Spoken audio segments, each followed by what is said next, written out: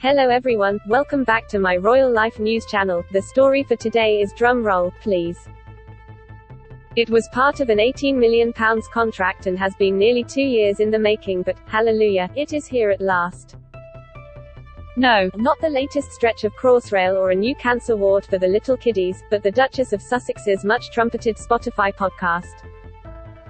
Called Archetypes, the series will be launching soon, with Meghan promising to use the broadcasts to look at the way women are portrayed in the media and the labels that try to hold them back. Oh, I think I can see where this is going, and I've got a feeling that those holding back labels are not going to be the ones on the back of a Max Control Spanx bodysuit. Is it so terribly wrong and bad of me to envisage a series of grim, earnest chats where the underlying theme is the Duchess of Martyr herself, and the terrible, terrible life she has had since joining the British royal family, stepping down as a working member of the British royal family and trying to make an honest-to-goodness fortune out of her association with the British royal family? Is it so very, very awful to suggest that a better and more accurate title for the podcast series would be the one where I get even with every bad bitch who ever bitched about me? As is so often the case with the Sussexes, one is torn between applauding them for a marvellous tranche of pure altruism which will benefit the entire world, or wondering if what they are doing is only a bit of cold-eyed, legacy-building, myth-controlling PR. Meghan promises that Archetypes will feature uncensored conversations with historians, experts and women who know all too well that being categorized can influence and change narratives. Of course, she doesn't mean archetypes, she means stereotypes, but that would also mean she'd have had to call her son Stereo, and in the stampede to trademark everything Arch, she probably didn't think of that. I digress. A Spotify statement says Meghan plans to uncover the origins of these oh-so-damaging stereotypes, and address the ones that have historically generalized women through the lens of popular culture and media. What does that actually mean? That we're going to have to get furious all over again at the way Goldie Hawn was portrayed as a dizzy blonde in Private Benjamin, while agreeing that the 1990s tabloid fixation with Pamela Anderson's breasts was, you know, a bit off? Or is it going to be much more specific? The smart money is on the latter, and on deep dive Sussex specifics in particular. Certainly, Sussex confidant and biographer Omid Scobie has, in the past, written and talked about the reputation Meghan has as a Duchess difficult character and how such cliched stereotypes are quite dangerous, particularly when we're talking about successful women of colour being called too difficult, too demanding, too ambitious. This is problematic ground. While not wishing to undermine what the Duchess sees as her lived experience, the concept of being difficult as a racial stereotype is a new one on me. If you were to fish out some random guppies from the celebrity swamp of strop, your net would bulge with the likes of Madonna, Russell Crowe, Prince Andrew, Naomi Campbell, Nadine Dorries, Morrissey, Alec Baldwin, Kanye West, Elton John and Sharon Stone, to name a few. All have reputations for being difficult people, and all have nothing in common except their tantrums. Despite the Duchess of Sussex's proposed focus on the media, female stereotypes, alongside equally pejorative male stereotypes, exist in films and television as well as in newspapers and magazines.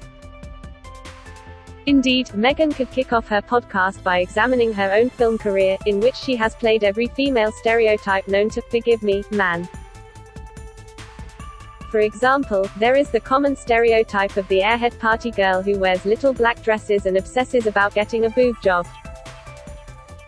As evinced by a character called Dana, played, in a 2006 film called The Boys Girls Guide to Getting Down, by a young actress called Meghan Markle. Another party girl who hangs around in a gold dress waiting to be snogged by Russell Brand? Meghan again, in Get Him to the Greek, 2010. A stripper called Kelly with a heart of gold? That's the character played by Meghan in a 2008 film called The Apostles. How about an ambitious small-town girl who sacrifices everything for a big city job, only to realize she should have stayed at home and married the boy next door instead? Let's hear it for Meghan as Amy in the 2014 film When Sparks Fly. I went after the wrong dream and lost the person I cared about the most, she simpers in the final scenes. Yes, sisters. Stay at home where you belong and polish the glass ceiling instead of trying to smash it, you crazy chick. Look, no one ever suggested, then or now, that Meghan Markle somehow did a disservice to women of color by playing these characters who weren't perfect or inspiring, but were all too human instead.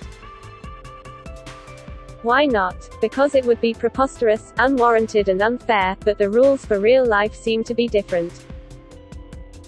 Anyway, archetypes, stereotypes, media types, call them what you will, it's all going to be great. I look forward to seeing which typecast females the Duchess of Martyr will consider worthy of examination, while wondering if evil half-sister, grandma moneypot and jealous sister-in-law will make the cut. Most of all, I am hugely looking forward to the episode in which Meghan will be having an uncensored conversation with herself about stereotyped females and her own role in perpetuating so many of them.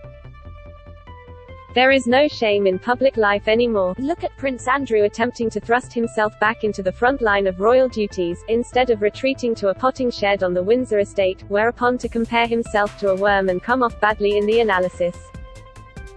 Actor Will Smith appears to be carrying on as if nothing bad had happened at the Oscars, when he should be hiding out of sight under the rock of disgrace. And at the Grammy Awards this week, the 6 nominees in the Best Comedy Album category included Chelsea Handler and Lewis Black, but somehow the judges voted for Louis C.K.To win, despite his admission in 2017 of multiple allegations of sexual misconduct. That is the biggest joke of all, but no one is laughing. There are to be no more daffodils grown in a park in Cornwall after the St. Blaise Council said children might eat them and fall ill.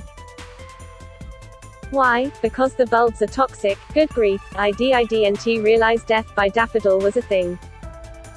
Nor that if children are told not to dig up daffodil bulbs and eat them, they will just go right ahead and do it. They will disobey their parents, they will run to the nearest daffodil patch and they will dig up the bulbs with their bare hands, truffling for the delicious golden snack that they prefer instead of yucky chocolate or sweets.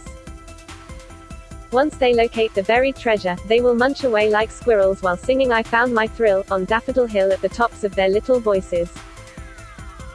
Or perhaps they won't. Not for the first time this week I find myself wondering, whatever happened to common sense? Let's not start blaming Prince Charles for Jimmy Savile. HRHDIDNT ignore alarm bells, he wasn't in possession of insider knowledge about the perverted entertainer. Like the rest of the country, just like all of us, he was fooled by a master manipulator who kept his terrible act going for years. Let us eat cake. You meanies I'd like to weigh in on cakeage, the practice in which restaurants charge customers for bringing along celebration cakes for their party. London-based TV writer Ivor Badil reported that one restaurant wanted to charge him £10 per head for his cake, which not only seems extortionate, it also makes it clear to the customer that they are not a valued guest in the restaurant, but merely a transaction. Fair enough that restaurants want to charge something, they are a business and they are losing the sale from the dessert menu. But a one-off charge similar to corkage, perhaps of around £20, seems about right to me. After all, the restaurant has no financial layout for labor or ingredients, and to insist on anything more puts a downer on the whole evening. Some restaurants don't charge anything at all, and I bet their goodwill brings in more business.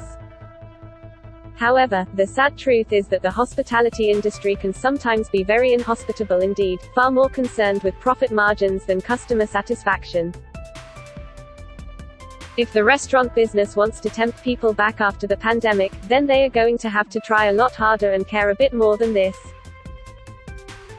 In Glasgow Sheriff Court, William Weir walked away with just paying £1,000 compensation for beating his girlfriend's face to a pulp and leaving her with lifetime scars. Now 20, Jordana Rutherford says his punishment is a joke, and she is right. Meanwhile, at Westminster Magistrates, Nathan Blagg was jailed for 8 weeks for posting racist comments on Twitter.